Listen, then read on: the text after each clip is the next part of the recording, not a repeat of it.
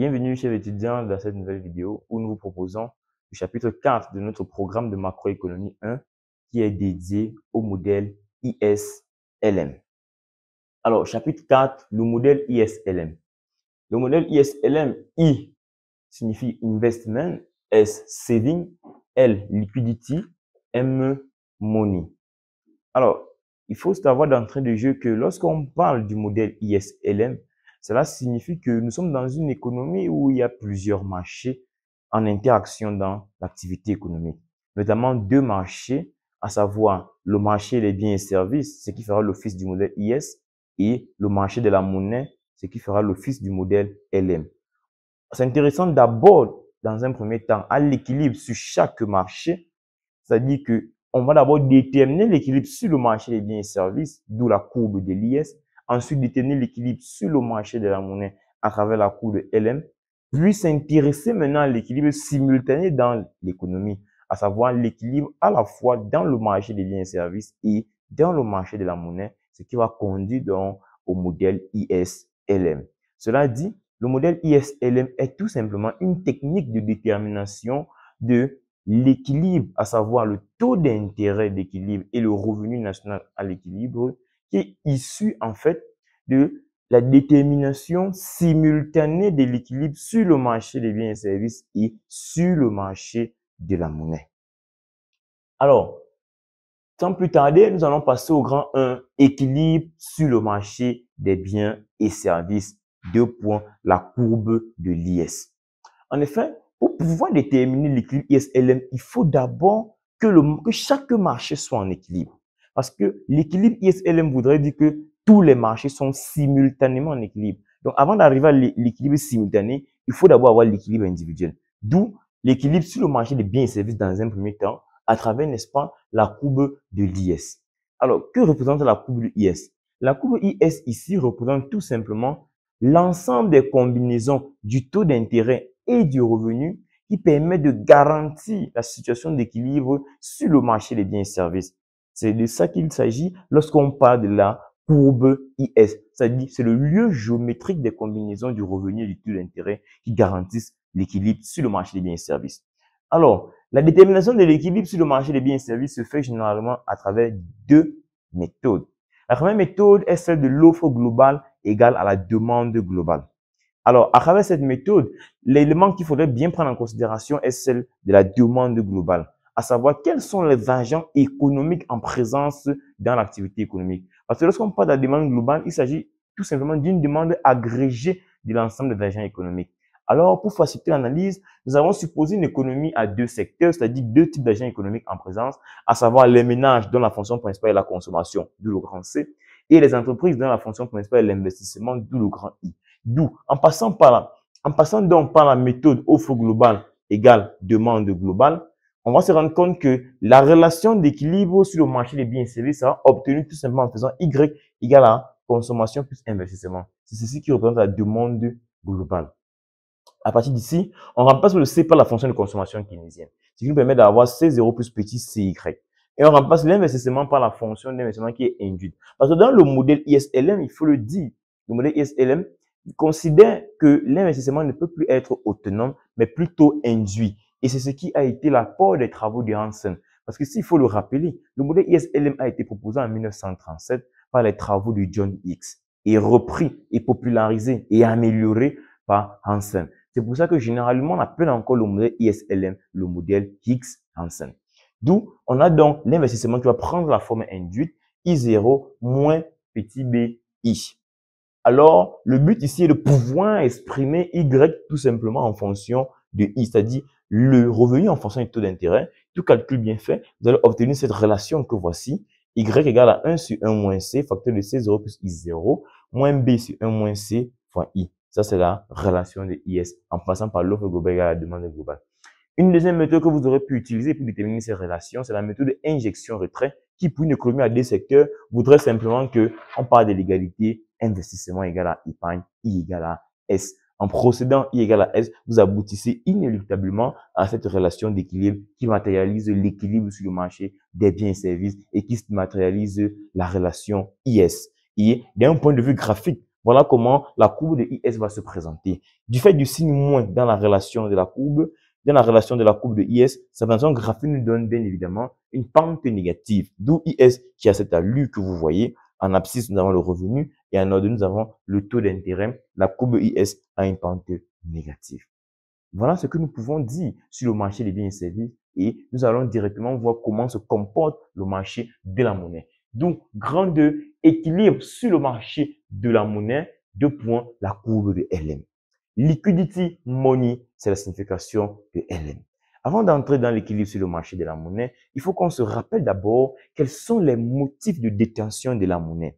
Car sur le marché de la monnaie, pour qu'il puisse être en équilibre selon les travaux de Keynes, il faudrait qu'il y ait égalité entre l'offre de la monnaie qui se veut exogène, c'est-à-dire fixée par les autorités monétaires, et la demande de monnaie, d'où laquelle demande dépend d'un certain nombre de motifs, en général 3. Alors, selon les travaux de Keynes, il y a 3 motifs de demande de monnaie d'après, ou bien il y a 3 motifs de demande de monnaie par les agents économiques. Le premier motif est le motif de transaction. C'est-à-dire que les agents économiques demandent de la monnaie pour pouvoir faciliter les achats des biens et services au quotidien. Le deuxième motif de demande de monnaie est le motif de précaution. C'est-à-dire que les agents économiques demandent de la monnaie pour pouvoir prévoir des événements malheureux ou des situations désagréables afin de pouvoir s'en protéger. Et maintenant, le troisième motif est le motif de spéculation. Alors, selon Keynes, les agents économiques demandent la monnaie pour pouvoir en fait faire des placements sur le marché des biens et services à travers l'achat des actions et des titres. Ça, c'est le motif de spéculation. Maintenant, après les 3 motifs qui permettent de justifier la demande de monnaie par les agents économiques, on peut déjà comprendre comment va se former l'équation de la demande de la monnaie en prenant en compte ces 3 motifs. Alors, les 2 premiers motifs, ceux de transaction et précaution, sont matérialisés dans une fonction de demande de monnaie qui sera matérialisée par L1. Ce L1 sera fonction du revenu grand Y et l'équation sera simplement petit k fois Y. Pour le dernier motif, qui est celui de spéculation, il y aura une équation de demande de monnaie de spéculation qui sera matérialisée par grand L2 et qui sera fonction du taux d'intérêt, avec donc grand L2 qui est fonction du taux d'intérêt égale à grand L0 moins petit L fois I. Donc, en fin de compte, la demande de monnaie dans l'activité économique va prendre en compte ces 3 motifs de demande de monnaie par les agents économiques et nous pourrons donc se rendre compte que la demande de monnaie sera en fait égale à grand MD comme demande, qui est égal à grand L, ce grand L c'est seulement L1 plus L2. L1 étant la demande de monnaie pour les motifs de transaction et précaution et L2 étant la demande de monnaie pour les motifs de spéculation. À partir d'ici, donc, on se rend donc compte que la demande de monnaie égale à petit KY plus L0 moins petit LI obtenu tout simplement en remplaçant L1 et L2 par leurs différentes équations. Alors là, ce n'est que pour la demande de monnaie, mais pour pouvoir établir l'équilibre sur ce marché monétaire, il faut qu'il y ait égalité entre l'offre de monnaie qui se veut exogène et cette demande de monnaie. D'où donc à l'équilibre, nous posons que l'offre de monnaie qui est MO, vous dit offre de monnaie, égale à MD qui égale à demande de monnaie. Ce qui nous permet d'établir la relation d'équilibre qui est encore la courbe LM, en posant simplement M0 égale à la demande de monnaie qui est remplacée par cette équation et en tirant Y en fonction de I, ça me donne tout simplement Y égale à 1 sur petit k M0 moins L0 plus L, petit L sur petit k I. C'est cette équation qui traduit l'équation de la courbe LM. Et d'où d'un point de vue graphique, la courbe de LM va se présenter que comme ceci. On a le revenu en abscisse et le taux d'intérêt en ordonnée. Et la courbe de LM aura une pente positive. Alors, nous venons ici de parcourir ce que nous allons qualifier des équilibres individuels. C'est-à-dire, nous avons vu comment on peut établir l'équilibre d'abord sur le marché des biens et services à travers la relation de la courbe de l'IS. Ensuite, nous avons vu comment établir l'équilibre sur le marché de la monnaie à travers la relation de la courbe LM. Maintenant, il est question d'établir l'équilibre simultané, c'est-à-dire l'équilibre à la fois sur les 2 marchés, d'où le modèle ISE-LM. Donc, grand 3, équilibre sur le marché des biens et services et sur le marché de la monnaie.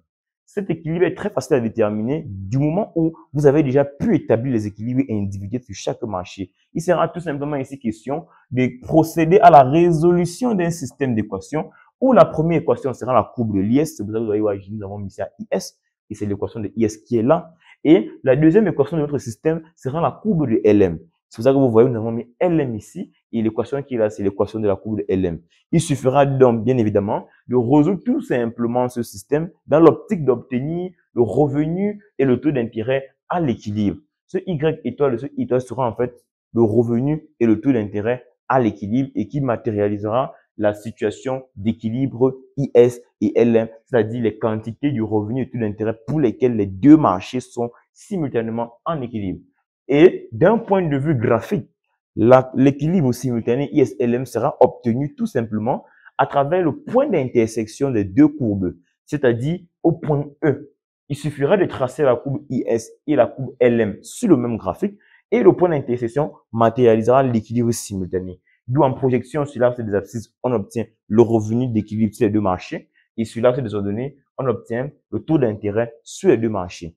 Voilà donc présenter ici l'équilibre IS-LM. Il est maintenant question pour nous de passer au prochain titre pour voir en fait les déplacements de chaque courbe, les déplacements des courbes IS et des courbes LM.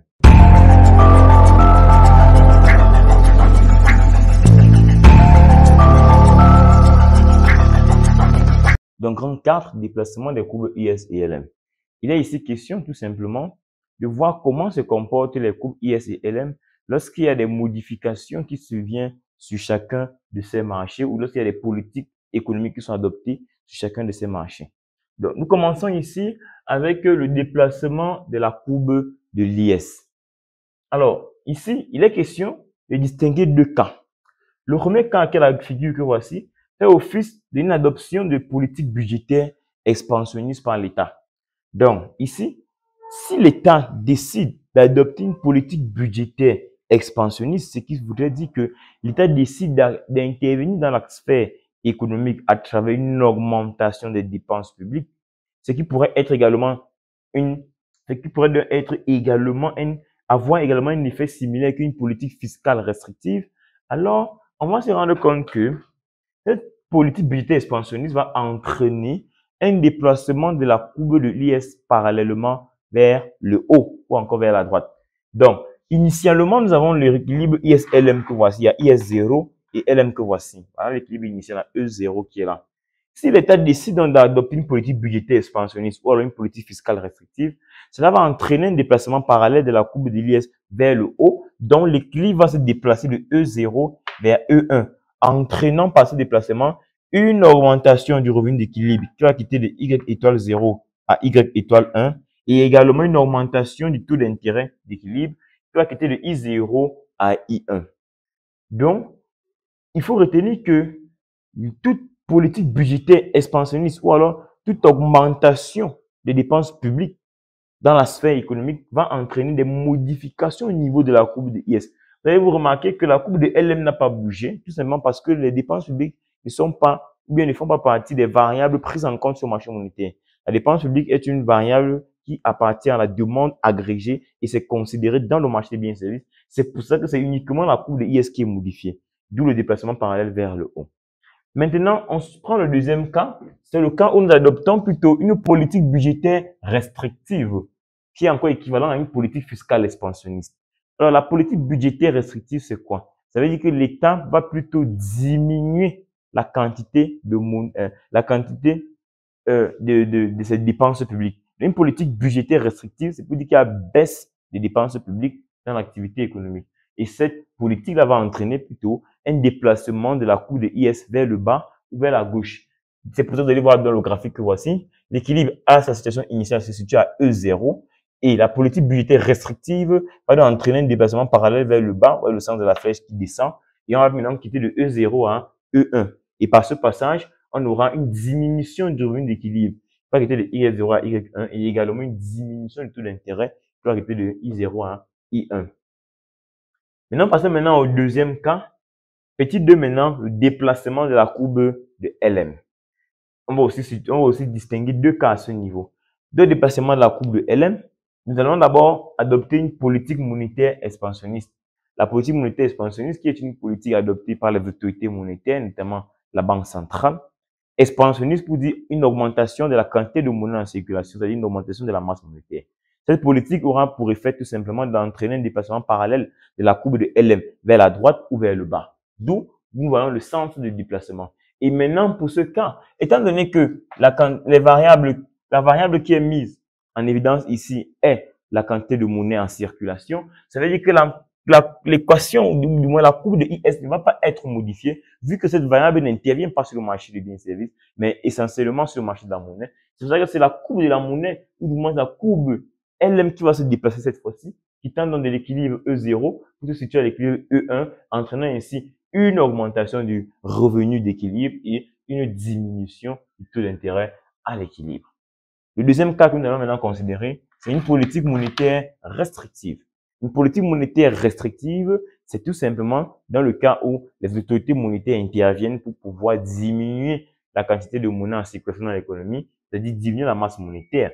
Et à partir de là, on va se rendre compte que cette action va entraîner un déplacement de la courbe de LM parallèlement vers le haut ou alors vers la gauche. Donc, nous avons le LM initial à l'équilibre qui est LM0 avec l'équilibre E0.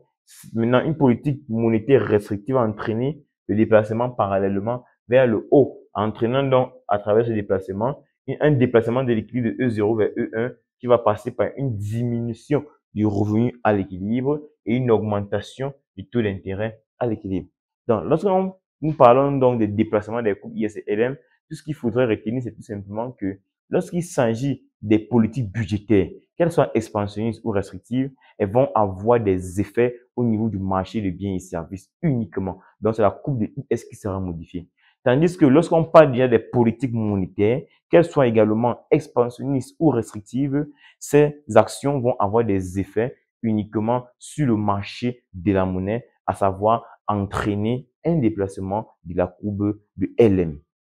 Et nous passons donc au prochain point sur l'efficacité des politiques économiques. Il est question ici pour nous maintenant d'aborder le grand cinq de notre cours qui porte sur l'efficacité des politiques économiques. Alors, lorsqu'on parle de l'efficacité des politiques économiques, c'est de savoir quelle politique économique est plus efficace au détriment de l'autre compte tenu d'une situation précise. Avant d'arriver dans le vif du sujet, il est question pour nous de vous rappeler déjà la notion même de politique économique. Alors, qu'est-ce que la politique économique? Lorsqu'on parle de politique économique, il s'agit tout simplement de l'ensemble des instruments mis en œuvre par l'État dans le but de stabiliser l'activité économique. En d'autres termes, la politique économique représente l'ensemble des interventions de l'État dans l'activité économique dans le but de l'orienter vers un sens jugé souhaitable aux yeux de tous. Et comme instrument de politique économique, nous avons majoritairement la politique budgétaire et la politique monétaire.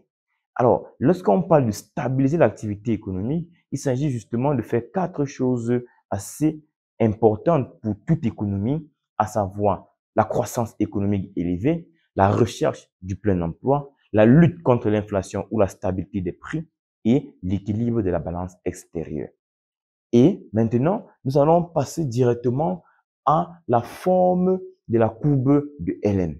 Il faut savoir que la courbe de LM a 3 formes, ou alors 3 parties. D'après le graphique que vous voyez à ce niveau, ça c'est la représentation de la courbe LM et ses 3 parties.